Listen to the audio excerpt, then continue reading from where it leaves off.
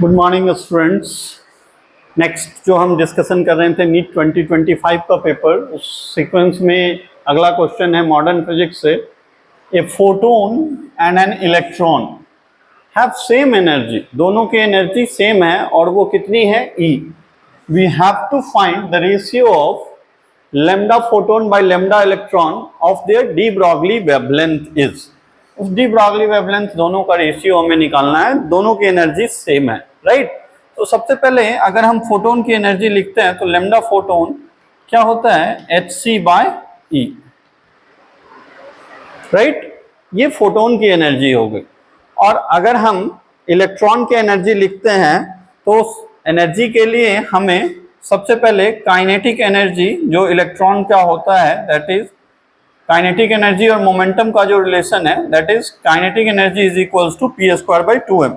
और अगर ये एनर्जी इस पर्टिकुलर क्वेश्चन में हमें E गिवन है तो this p² is equals to 2me और p is equals to 2me। This is the momentum, right. So for relativistic things the de Broglie wavelength is equals to lambda is equals to h/p।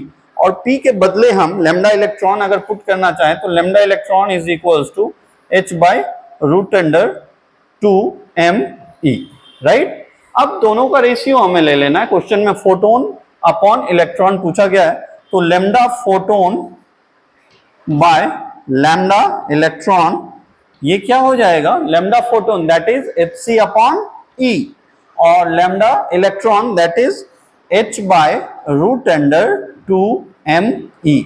h cancel हो जाएगा, ये c√2me ऊपर आ जाएगा और इसको हम e² root में लिख लेते हैं। तो e² से e² कैंसल हो जाएगा, we will get the result c2m/e, c2m/e, c2m/e। That correct answer is third.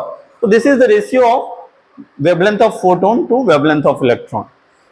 Lambda photon हमने क्या लिख लिया, hc/e, because E is equals to hc by lambda। Energy p²/2m, p 2m momentum है, ये मास है।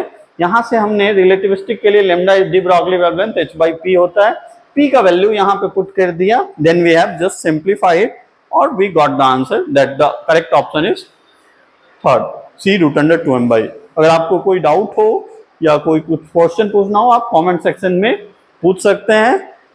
अगर हमारी चीजें, थियोरी, नोट्स पसंद आ, आंसर पसंद आ रहा है, एक्सप्लेनेशन पसंद आ रहा है, you can subscribe my channel. Thank you.